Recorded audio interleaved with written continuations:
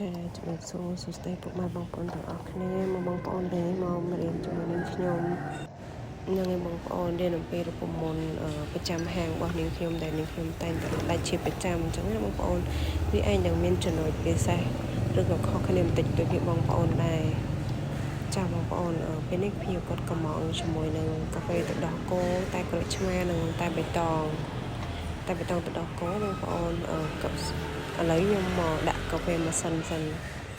ចាសម្រាប់កាហ្វេម៉ាស៊ីនគឺនាងខ្ញុំទូទៅនាងខ្ញុំប្រើកាហ្វេចំនួន2 shot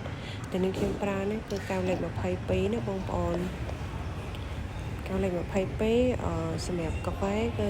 ខ្ញុំប្រើកាហ្វេ2 shot ហើយជាមួយនឹងទឹកកាហ្វេនាងខ្ញុំយកឆ្លាស់ពី80ទៅ100បងប្អូនឥឡូវយើងមកមើលពីវិធីឆុងតែបៃតងទឹកដោះគោទៅតែក្រូចឆ្មាសម្រាប់តែក្រូចឆ្មាគឺនាងខ្ញុំដាក់ស្ករសចំនួន3ស្លាបព្រាទឹកតែចំនួន120បងប្អូនហើយទឹកក្រូចឆ្មាចំនួន40 ml ហើយតែប៉ុណ្ណឹងបងប្អូនតែសម្រាប់ក្រូចឆ្មាគឺខ្ញុំប្រើក្រូចតែបងប្អូននាងខ្ញុំអត់ច្បាច់ទុកទេតើតែពេលមានភ្ញៀវកំងបើនាងខ្ញុំច្បាច់ភ្លាមមកព្រោះតែពេលយើងច្បាច់ទុកវាធំខែបងប្អូនហើយមួយទៀតសម្រាប់តែបៃតងទឹកដោះគោនេះខ្ញុំអាចដាក់រៀងខុសបងប្អូនបន្តិចដូចដែរគឺនេះខ្ញុំប្រើទឹកតែចំនួន100ទៅ120នេះគ្នាបងប្អូនប៉ុន្តែគាត់ថាខុសគ្នាបន្តិច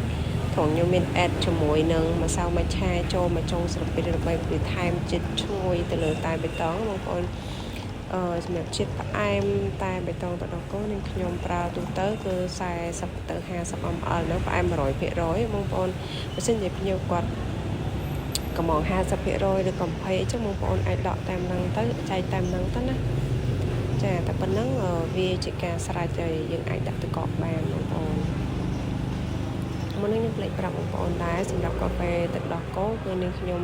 យកទឹកកាហ្វេចំនួន80ទៅ100 ml សម្រាប់កែវលេខ22បងប្អូនហើយជាតិផ្អែមគឺយើងប្រើ50 ml 100%អញ្ចឹងបើសិនជាភ្ញៀវគាត់ញ៉ាំ 50% បងប្អូនអាចដកដាក់ធំ25 ml អញ្ចឹងណាពីទៅកន្លែងនាងខ្ញុំគឺនាងខ្ញុំប្រើជាមួយនឹងកៅក្រិតបងនាងខ្ញុំអត់វល់ស្មានទេព្រោះយើងកៅក្រិតទៅយើងឃើញច្បាស់ហ្មងជាតិផ្អែមភ្ញៀវធ្លាប់ញ៉ាំប៉ុណ្ណាគឺប៉ុណ្ណឹងអត់មានការខុសប្លែកទេចាឥឡូវហើយអស់ហើយយើងមកដាក់ជាមួយនឹងទឹកកកចូល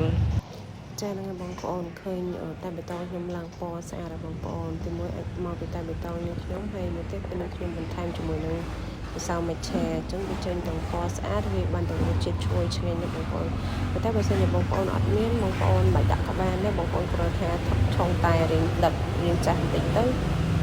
វាឆ្ងាញ់ដូចគ្នាបងប្អូនតែថានេះជាអ្វីដែលពិសេសសម្រាប់ហាងខ្ញុំអញ្ចឹងណាហើយតែបៃតងគឺយើងដាក់ទឹកកកហើយគឺយើងរោយទៅដោះគោស្រស់ពីលើបន្តិចអញ្ចឹងមកបងប្អូនពីការស្រេចទេបងប្អូន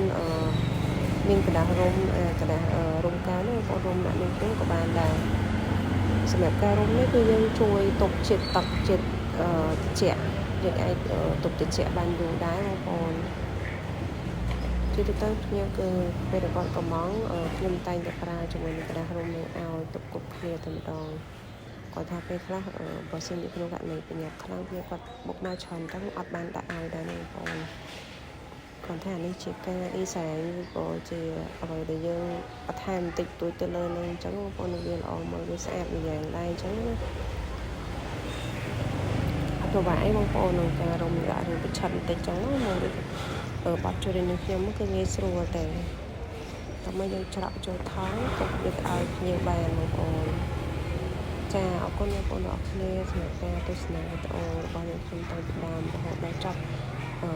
បើសិនជាបងប្អូនចង់ឲ្យខ្ញុំចែករំលែកទៅរូបមន្តអ្វីផ្សេងទៀតដែលបងប្អូនចង់ដឹងអាចខមមិននៅក្នុងវីដេអូនេះបាន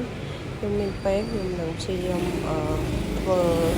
ដល់បងប្អូនចាបងប្អូនសម្រាប់រូបមន្តនេះខ្ញុំចែករំលែកមួយនេះគឺនេះខ្ញុំអត់មានលាក់លៀមទេបងប្អូននេះខ្ញុំចែករំលែករូបមន្តដែរនេះខ្ញុំតែងតែធ្វើជាប្រចាំធ្វើជាក់ស្ដែងជូនភ្ញៀវតែម្ដងណាបងប្អូនយកទៅអនុវត្តបបបានផលឬក៏កថារសជាតិនឹងឆ្ងាញ់បងប្អូនអាចដាក់នៅក្នុង menu របស់បងប្អូនបានណាអរគុណច្រើនបងប្អូនកុំភ្លេចជួយចុច like subscribe វីដេអូរ